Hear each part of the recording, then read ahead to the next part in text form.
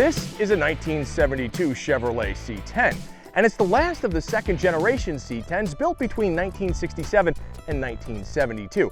Now this one has been in the same family since new, and a little later on you're going to meet its owner.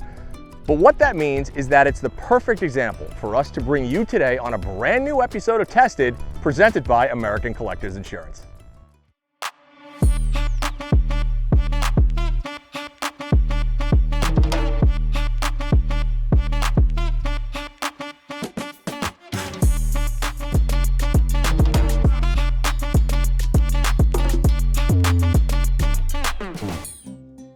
Tested is presented by American Collectors Insurance. My parents bought the truck brand new on May 26th of 1972. It was a special order from Comanche Chevrolet in Santa Rosa, and I acquired it in January of 1991. I managed to hold on to this truck because my dad gave me a valuable lesson. He made me buy the truck on a loan from my grandparents on my mother's side to ensure that I was responsible and actually paid for the truck. I held on to this truck so long because when you do pay for something, it's a sense of pride in paying for something and actually working for it. And when you do work for something, you take much better care of it, and this is a prime example.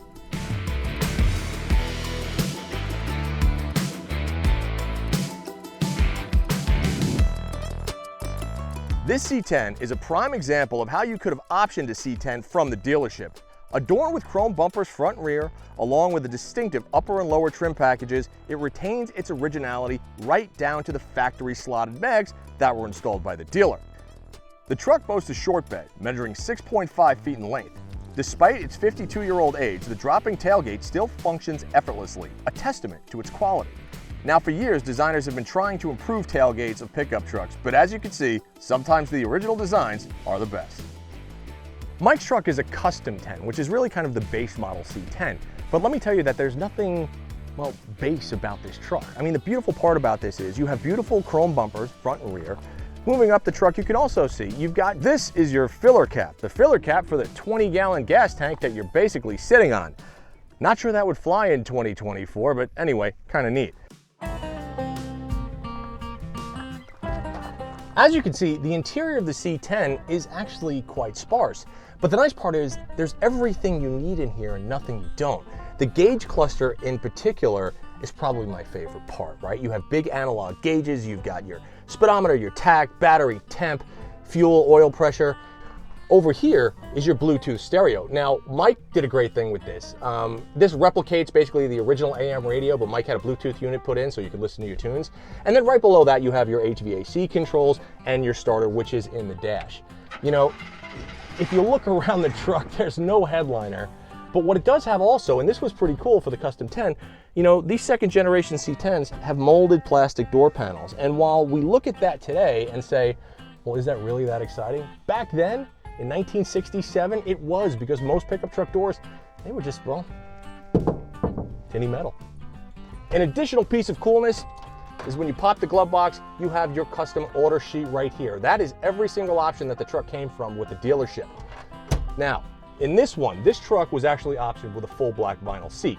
However, in the summer, this seat gets hot. So what Mike did, he did a beautiful modification. He put in factory houndstooth, and it really adds to kind of just the overall feel of the truck. It's period correct, and honestly, we love it. It's well done, Mike, well done.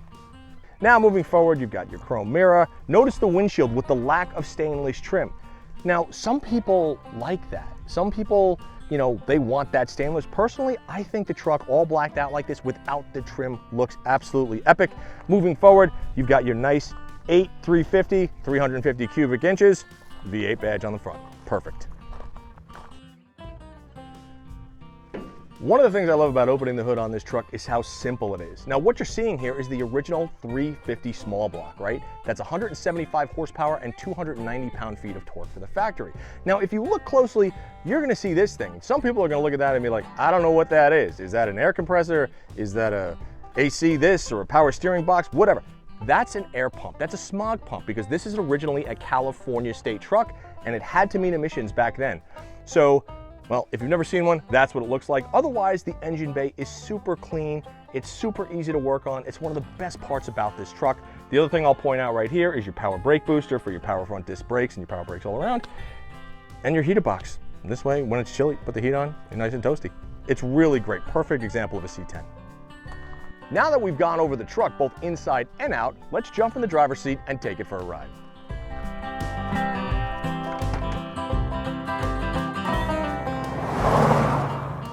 We're finally behind the wheel of Mike's C10, and I have to tell you, it's a great place to be. You know, what's cool is that these second generation trucks are such a departure from the trucks built from 1960 to 1966. It was the first generation of pickup truck that really combined usability, comfort, and more importantly, lifestyle, right? So when we talk about pickup trucks today, it's all about lifestyle. It's all about jet skis and trailer towing and you know, putting your boat and all your stuff in the back. Well, I have news. This C10 was one of the first trucks that actually made you feel like you wanted to be in it. It wasn't a farm implement. It wasn't just for work. It was the first generation that was for play and for work. And even today, 52 years later, it's fantastic, absolutely fantastic. After you find your perfect C10, what do you have to do next? Well, you gotta get insurance. What are you gonna insure it with? Well, here's the deal. Go to ACI. Think of it like this. They've got variable mileage plans. You can choose your own shop to work on the car if, God forbid, something happens. And they also have agreed value policies. So here's the deal. Go to AmericanCollectors.com, talk to one of their reps, and I can promise you that they will develop a plan that is perfect for you. We just used it, and I'll hear a song on the radio, and it'll take me back to sitting in the booster seat in the truck next to my dad or my mother, and those memories are priceless. This truck has been one of the most reliable vehicles I've ever owned. It's taken road trips back and forth to Tahoe.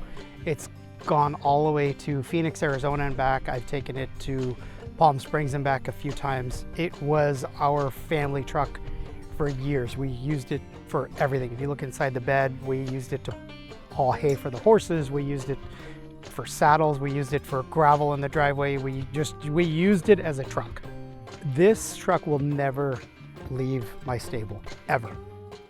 The only way it will is if I'm 6 feet under. And at that point, I think it should be brought to some sort of General Motors museum or something in order for this legacy to be preserved, because this truck will never have changed ownership since 1972.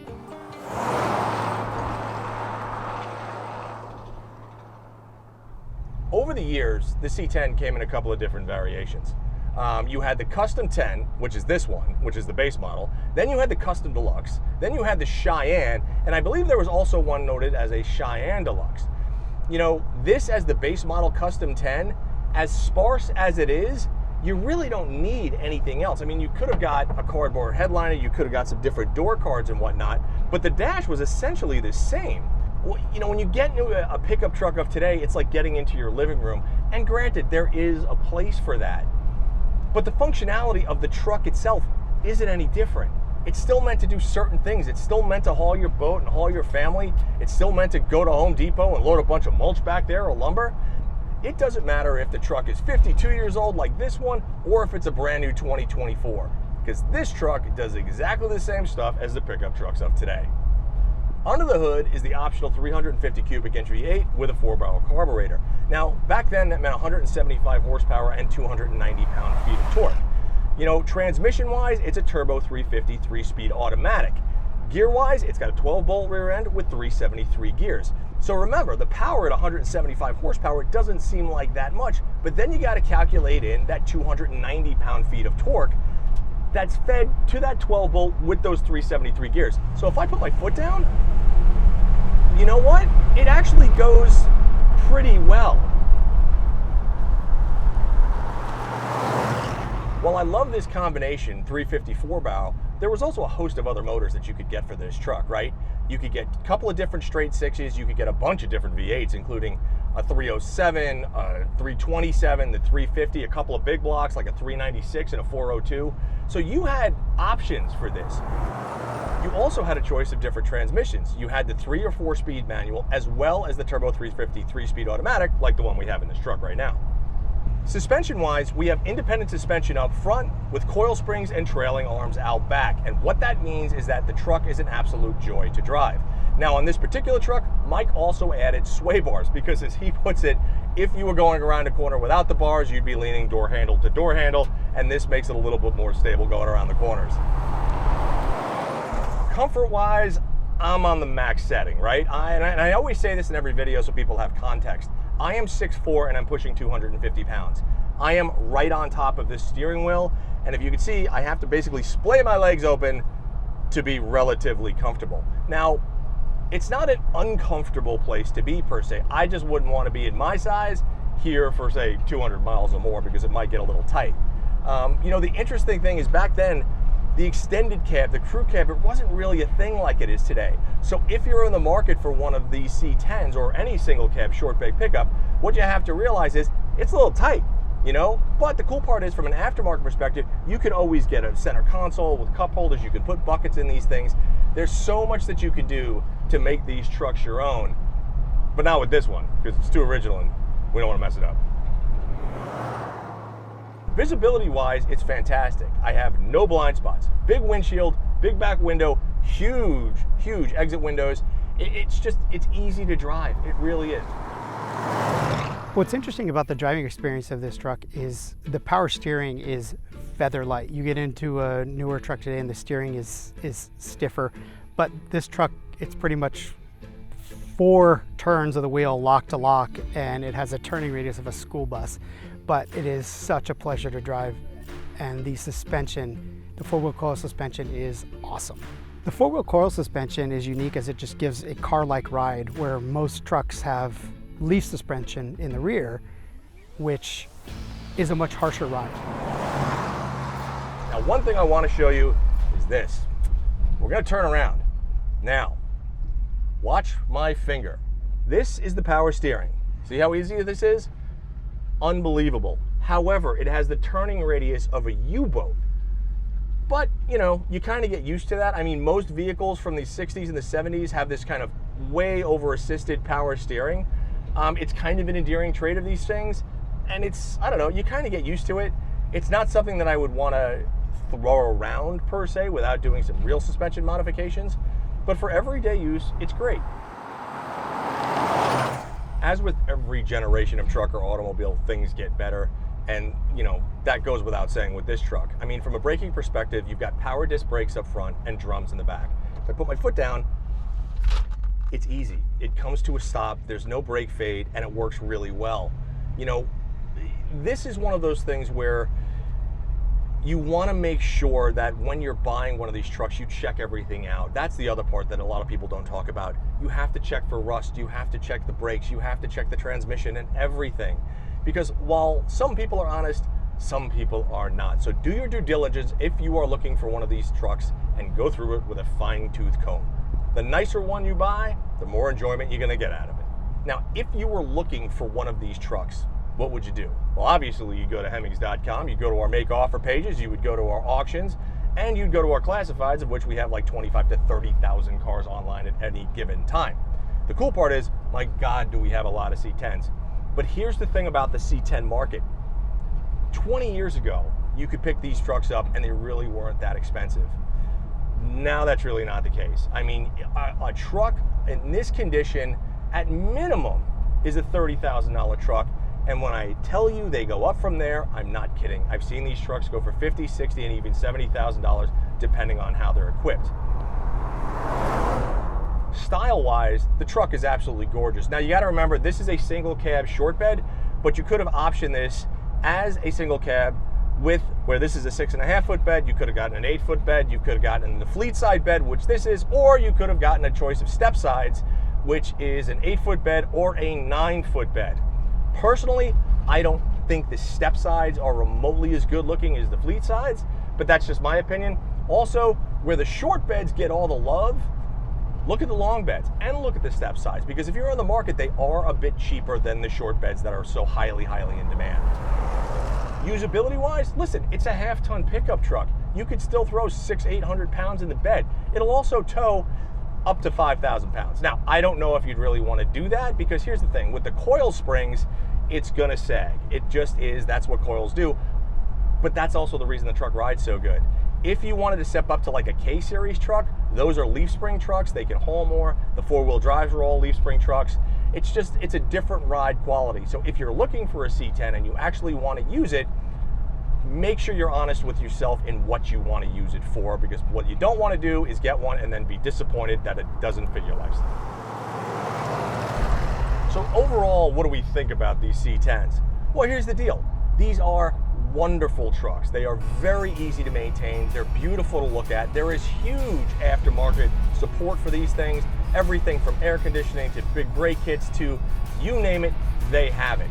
You know, and they're also still somewhat affordable when you consider the fact that a brand new loaded truck can pitch around 100 grand. I don't know, 35, 40 grand for something that looks this good and still does all pickup truck stuff? Sounds like a bargain to me. Here's the other thing. I can guarantee whatever parking lot that you pull into, people are going to be looking at you more than they're going to be looking at the person with the brand new truck. With that said, thank you for tuning in to another episode of Tested, presented by American Collectors Insurance. And that's it. Go out, find your own C10, and hit the road. Because let me tell you, these trucks are absolutely fantastic.